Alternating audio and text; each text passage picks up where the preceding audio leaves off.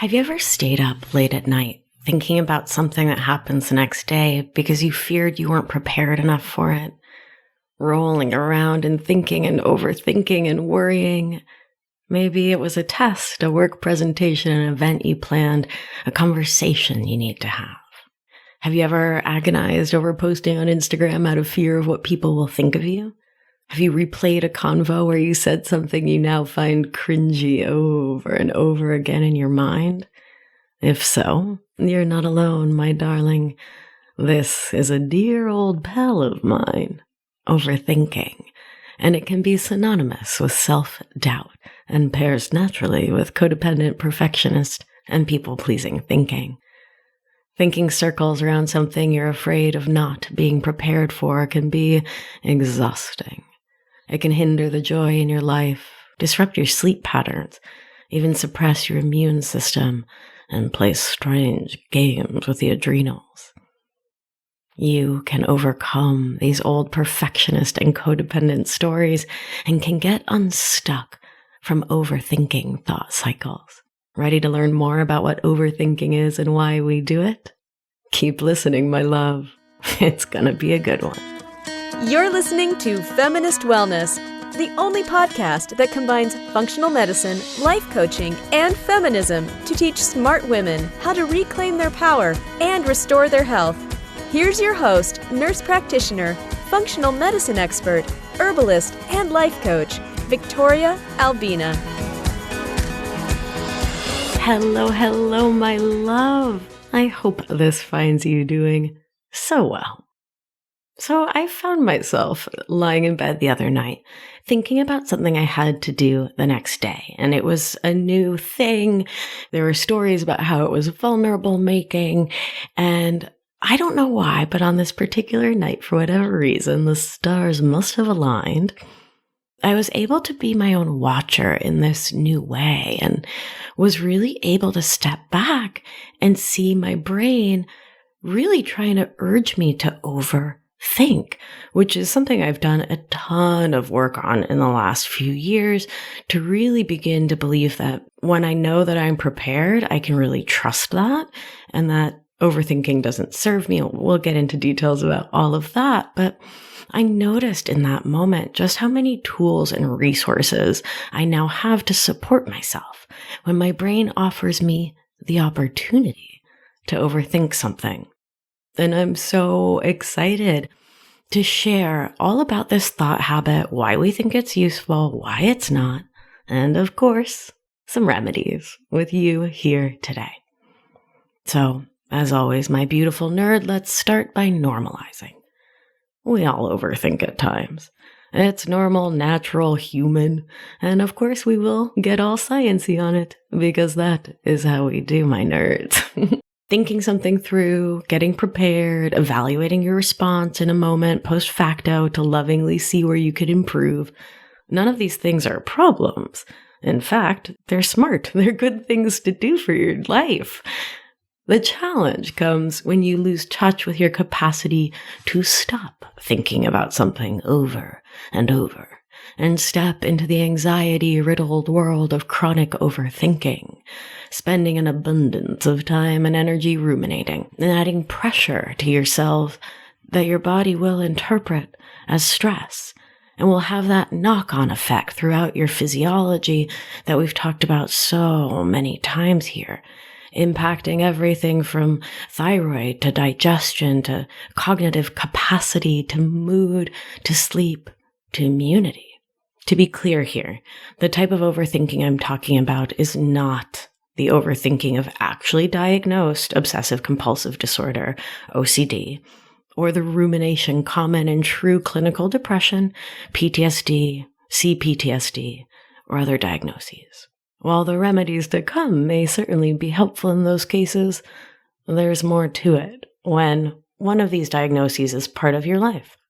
And a trained and licensed therapist is the one to help you set up a plan for interrupting truly intrusive or obsessive thoughts. So, to cut right to it, my beauty, you overthink because you believe it will change something. And that's the thought error. Overthinking is a perfectionist brain's super duper favesies because it keeps up that story that you need to be perfect, always in air quotes, or you're the worst. And it can look a lot like trying to predict the future tripping, having trouble making decisions, self-doubt, trying to read people's minds so you can stay one step ahead, which is a codependent classic, and feeling anxious about every small detail, and that making you think you're less prepared than you likely are. When we overthink things, we what if and should all over ourselves, rolling around in the past as though we could change it, or worrying about tomorrow versus pausing and planning, evaluating, seeing where we're actually prepared and when we're actually not, and using our brain's amazing prefrontal cortex to do our best and to actively decide that it's okay to do just that, and eventually that it's more than okay to fail, which we talked all about in episodes 39 and 40, recognizing that failing never means you're a failure, but rather that you tried and learned more about what works and what doesn't. So my love, overthinking not only doesn't feel good, it never does good. And doesn't move your life forward to ruminate, to make endless pro-con lists, and to think over and over and over again about how you made a mistake that one time. And that's the thought error here. Believing that if you think and think and think the same thoughts, you'll gain control. You'll feel different in some way by continuing to replay when you had acute onset foot in mouth syndrome on that date last night, or when you got called in or out for saying something problematic, or when you have something in the future you're worried about being prepared for. So instead of spending your time and energy either preparing or relaxing, you replay the same worry thoughts. And my love, nothing could be less helpful than allowing your brain to spin and spin, attempting to create a different outcome. And particularly when the story is that you're not prepared for something forthcoming, replaying that thought, right? Like, oh my God, I'm not prepared. Oh my God, I'm not prepared. That's about, let's get sciencey on it. That's about, I'd say 0.0% likely to help you actually get prepared. Because your brain is spinning on the not prepared. How on earth could that help you, my beauty? We also may believe that if we overthink something enough, we'll somehow change our relationship to that thing. Like if you repeat the worry, at some point you'll have an epiphany that will change your relationship to the circumstance. But that won't happen when you're thinking the same thought over and over. Furthermore, when we judge everything we've done or might get wrong, we aren't coming to our lives from a place of self-love, a place that honors our inner children and the safety they want for us. Overthinking can also lead to self-flagellating guilt and shame, which we've talked about here pretty recently in the episode about guilt. And those are dead-end feelings, ones that keep you from doing your best, not ones that move you forward. Our human brains will try to mask overthinking as problem solving, the classic false cognition of the perfectionist mind. Our sweet inner children want to keep us safe, and they think that preemptively solving any problem that could present itself is the way to do it. And that's what your brain is trying to do. It's trying to problem solve because, well, brains are built to do that. But when you're ruminating, you're not actually solving a problem. You're creating one. And if you're always trying to make sure problems that aren't problems get solved, you don't allow yourself to feel done, to feel that energy of completion, to trust yourself that you've done your best, or to enjoy the moment, or even embrace failures that will bring you more clarity and wisdom. So my magnificent darling, when you find yourself in a loop of overthinking, lying awake before a big presentation, thinking of everything that could go wrong, I'll invite you to ask yourself this question. What if that isn't a problem? What if all the what ifs came true and they weren't actually a problem at all, just more information? I know, your brain is likely screaming, Vic, you're bananas. Flubbing in front of my boss or the board, that is a huge problem. And that's where your brain gets it twisted, in thinking that, for example, flubbing a presentation at work is a problem and means something about you as a human, about your worth. When those are the stakes, of course you create anxiety about it. That makes sense. And so you work yourself up. You turn it into a thing instead of something normal and natural that has and will happen to all of us because humans flub things, make mistakes, and fail forward. When you tie anything to your worth, anxiety is the natural outcome. And when you're lying awake at night before a big presentation, convincing yourself that everything is on the line here, well, nerd alert, you're encouraging your body to get all jacked up on adrenaline, norepinephrine, and eventually cortisol to go into sympathetic activation, fight or flight around this thing, to give it so much weight and pressure that you're unlikely to sleep well or deeply. And no one works well when they're exhausted and sauced up on internal freakout chemicals, because science. It's just not how brains and bodies work. And all the time you're spending telling yourself that anything less than a perfectionist thought fantasy level amazing performance is proof that you, at your human core, are a failure, puts a kind of pressure on you that makes it so much more likely you're going to F up, versus going in there, having practice, thinking, if I F this up, it's not a problem. It's a chance to learn, and it doesn't mean a darn thing about me and my worth as a human. It just signals a place where I need to learn, to grow, to do things differently. And the latter strengthens the thoughts that lead you to feel calm, centered, grounded, self-confident, and self-assured, not self-doubting and beating yourself up ahead of time. So feel into the difference there, my love. When I posit those two options, it just resonates so differently in my body. So instead of dreading what could happen, you get to be an active participant in your life in this new way. You can complete the work that's on your plate now without overthinking about something in the future, without future tripping, trusting that present you and future you will have your back, no matter the outcome, by recognizing that the outcome doesn't have to be a problem. It truly can just be a lesson. And let's pause as we do to recognize that capitalism has conditioned us to believe that we are the sum of our production, and white supremacist conditioning has made overworking a cultural norm, and perfection something to strive for, always. And those stories are just stories. The truth is and always will be that you are enough just as you are, my love, and you never have to prove it to yourself or anyone else. And overthinking and stressing about the future don't actually serve to prove a darn thing. They just keep you miserable. And the amazing news is this: chronic overthinking and worrying are not permanent conditions. They're thought habits, my beauty. And you can change your mind and create thought patterns that serve you and reclaim your power. You may have noticed during a time you were trying to pull yourself out of a cycle of overthinking that telling yourself to not think a thought doesn't do the trick. To replace that thought or to stop your mind from swirling around on the original thought.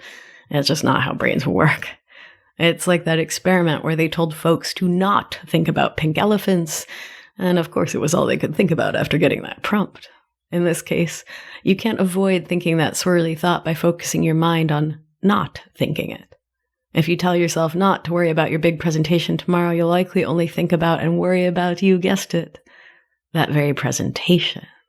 In this work of getting to know your own mind, recognizing your own thoughts and feelings, it's the most vital first step for change.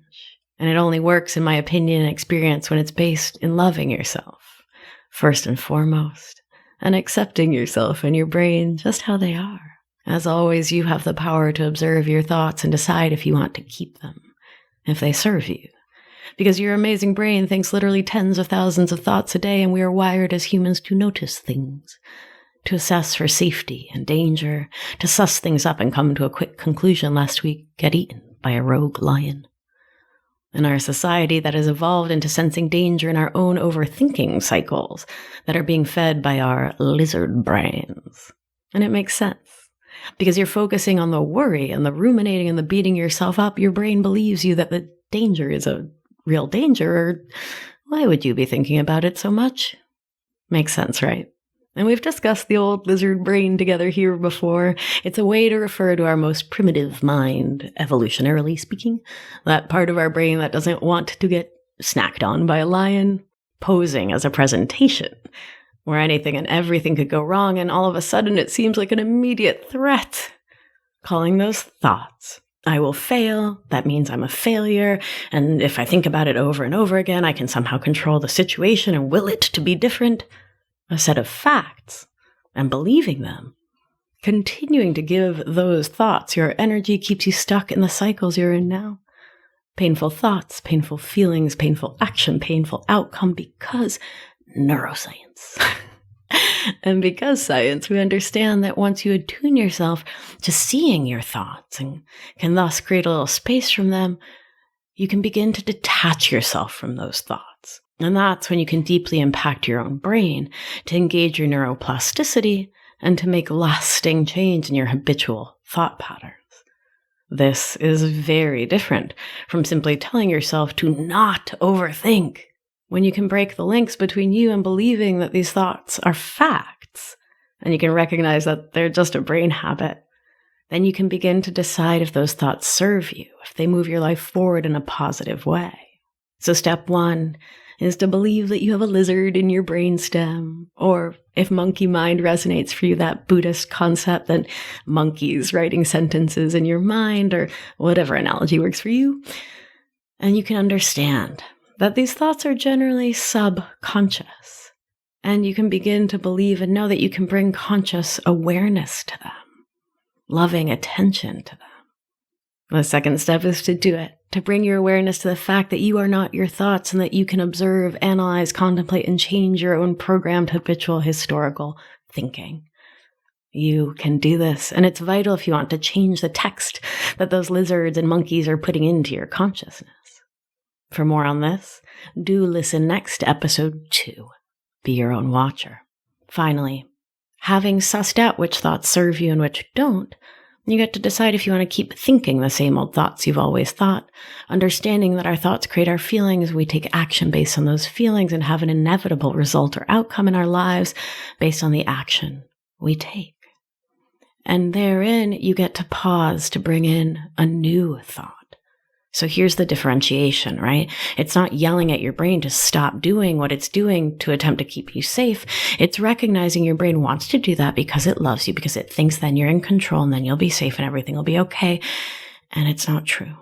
And you get to invite your brain to think something else, something new, something that feels self-loving and can shift the energy in your body. And part of doing this for me is to get in touch with grounding, supportive resources in my life. My community, pets, animals, loved ones, nature, your own breath. I remind myself, and I'll invite you to remind yourself that you are perfect, loved, and lovable, that you are safe in this one moment, and that whatever you produce for work in your business, in your life, there's no direct correlate to your worth as an animal. And in beginning to disarticulate those two things, you get breathing space. If you haven't downloaded the free meditations I share on my website, head over to victoriaalbina.com. Right there on the homepage, you can download these meditations. Within there is a practice for the nervous system called orienting, and it can help you to reconnect with the world around you. And it's one of the top things that I do when I find my brain rolling around and overthinking. Orient to the space. Get present in your environment. Remind your brain that another thought is possible. I'll also add that ritual can be really helpful here. So once you've prepared, written the webinar, studied for the test, decided you're done, I invite you to create a ritual to mark the time, to let yourself know that you're done thinking about it. Ring a bell, light a candle, go for a walk, take a slow breath, take a shower, tell yourself out loud that you're deciding to trust yourself to not overthink this. Maybe write the thought down. Whatever works for you to let your mind, body, spirit know it's done and dusted. Baby, overthinking and worry are more exhausting than the outcome you think you will face from effing something up. I know, the outcome seems massive, but what overthinking does to our sense of self-love and self-trust. Remember, my love, thoughts are not facts. They're habits written by lizards, driven by electrical impulses, socialization, old survival mechanisms, and you don't have to believe them. You are no safer for overthinking. You are no more in control of other people's reactions to you because you thought the same thought a dozen or 1,000 times over. You are most in control of the only thing you can control, which is you, when you find that self-trust and can pause. Get realistic with just how prepared you actually are and can trust that. And release the story that making yourself anxious and stressed out about anything does you or anyone else any good. Makes you any more lovable. You can look at your own thoughts and can choose purposefully for your own good which thoughts you want to believe and which you don't. And that is a massive act of self-care and self-love in action. If all this is resonating and you're excited to work on it, but you're worried that you'll start and stop, you'll have some success and some failure, I want to remind you that that's normal. Take a moment when you finish this show to listen to episode 80, Healing Isn't Linear, as well as episode 78, Minimum Baseline Thinking. And it's one of my favorite ways to begin to slowly build self-trust. All right, my beauties, that's it for today. I hope this was helpful. If you're loving this show, I'd be so grateful if you could head on over to Apple Podcasts or wherever you get your shows and subscribe, rate, and reviews. It helps others to find the show more easily, which is my goal in putting out this free resource every single week. And if you've already done that, thank you so much. I'd be grateful if you could share it on the social medias and tag me at Victoria Albina Wellness so I can share it on my story and send you a big thank you and my free meditations if you don't already have them. Finally, my masterclass starts again in January 2021. So if you're interested, head on over to victoriaalbina.com/masterclass to get on the list to have a conversation with me. And it's already starting to fill up, which is so exciting. And I'd love to have you join us. Take good care of yourself, my sweet, sweet love. Let's take a nice slow breath in and out.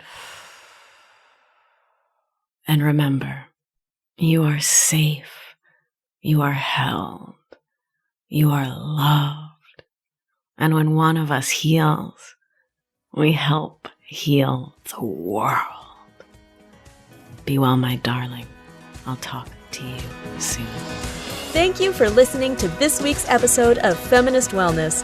If you like what you've heard, head to victoriaalbina.com to learn more.